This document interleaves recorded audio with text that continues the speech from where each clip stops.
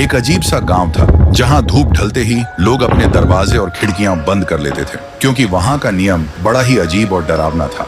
रात के ठीक 12 बजे से पहले हर घर के बाहर मिट्टी के बर्तन में सबसे अच्छा खाना रख दिया जाता था, क्योंकि वहां के लोग कहते थे अगर किसी ने खाना नहीं रखा तो सुबह तक उस घर का कोई ना कोई सदस्य मरा हुआ मिलता और उसका शरीर बिल्कुल खाली होता। इसलिए डर के मारे लोग खाना रख देते थे। इसी गांव में थुंग थुंग नाम का एक आदमी रहता था। वो इतना कंजूस था कि एक दाना किसी को देने से पहले 100 बार सोचता था। लेकिन एक दिन थुंग थुंग ने एक भयानक तरकीब निकाली। एक रात उसने गोल गोल पत्थरों पर आटे का लेप लगाया और उन पर घी जैसा पीला रंग पोतकर बाहर रख दिया। फिर आधी रात के बाद थुंग थुंग को बाहर से कुछ अजीब सी आवाजें सुनाई दी। डर और जिज्ञासा के बीच वह धीरे से उठकर खिड़की के पास गया और बाहर झांक कर देखा। एक साया झुककर उन पत्थरों को चबा रहा था। देखते ही थुंग थुंग का गला सूख गया। तभी वह धीरे से अपना चेहरा ऊपर उठाती है और थुंग थुंग देखता है। वह एक औरत थी। उसका चेहरा बिल्कुल सफेद था और आंखें सीधा थुंग थुंग की तरफ देख रही थी। और फिर एक पल में ही वह बिल्कुल थुंग थुंग के सामने आ खड़ी हुई।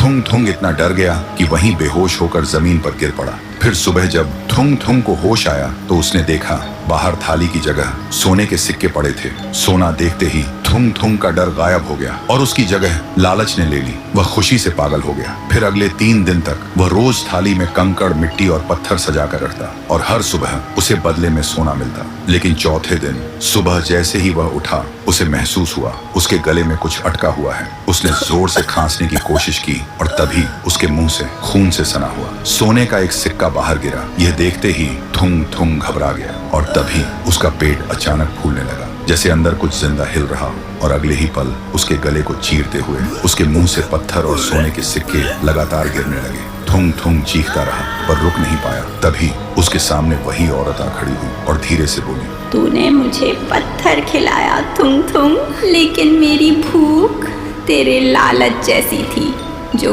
कभी खत्म नहीं होती। तभी थुंग थुंग का शरीर धीरे धीरे सख्त होने लगा और देखते ही देखते वह पत्थर बन गया। अब उसके चेहरे पर मौत का डर हमेशा के लिए जम गया था। तभी वह औरत उसके करीब आई और उसके कान के पास आकर बोली, याद रखना, आज रात 12 बजे तुम्हारे घर के बाहर भी एक थाली जरूर होगी, अगर तुम वीडियो को बिना लाइक किए चले गए तो।